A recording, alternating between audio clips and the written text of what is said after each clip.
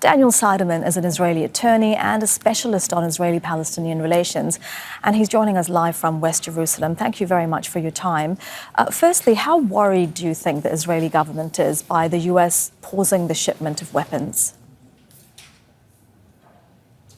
I don't know what worries this government. It's a cipher to me, and it's a cipher to the Israeli public.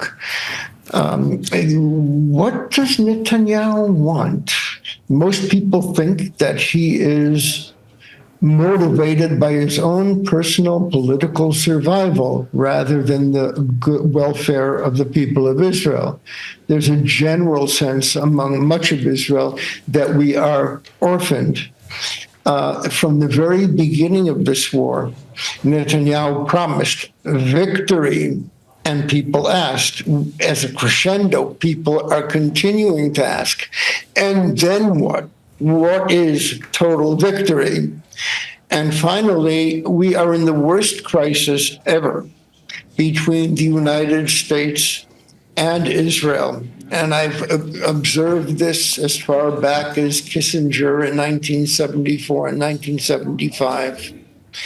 It is not at all to be ruled out that this is a development that Netanyahu cherishes, that he wants to have a rift with the United States in order to prove to his base that he's held his ground and give him an excuse not to have a major military operation in Gaza.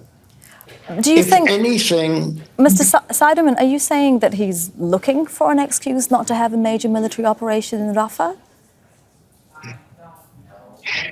Once in my career, Netanyahu's office linked something to me that he didn't want to do, but he wanted somebody to stop him.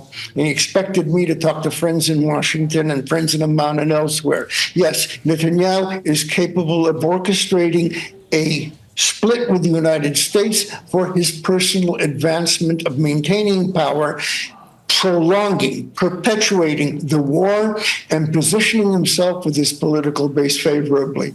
Okay, and you're able to say, I've been held back. They wouldn't let me. I really wanted to, but they wouldn't let me. Okay, it sounds very much like you think that, the primary concern for Benjamin Netanyahu is his own political future, perhaps even prolonging the war so that he can stay in power, because when the war ends, there will have to be an investigation into the many criminal allegations that surround Netanyahu. But how does, all of this bode right now for the ceasefire negotiations to end the war?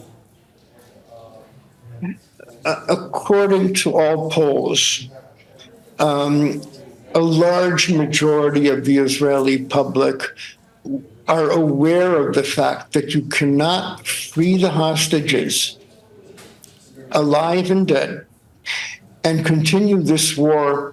The two are mutually incompatible.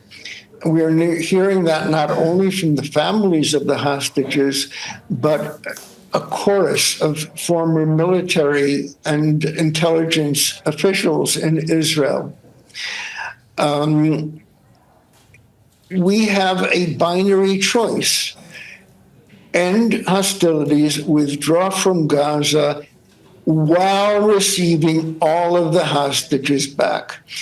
Any continuation of the war and any continuation of an Israeli presence in Gaza is a death sentence to the hostages, and that's the way it is perceived by many people in Israel, including the experts. Daniel Seidmann, Israeli attorney and specialist on Israeli-Palestinian relations. Thank you for your time. Thank you. Make sure to subscribe to our channel to get the latest news from Al Jazeera.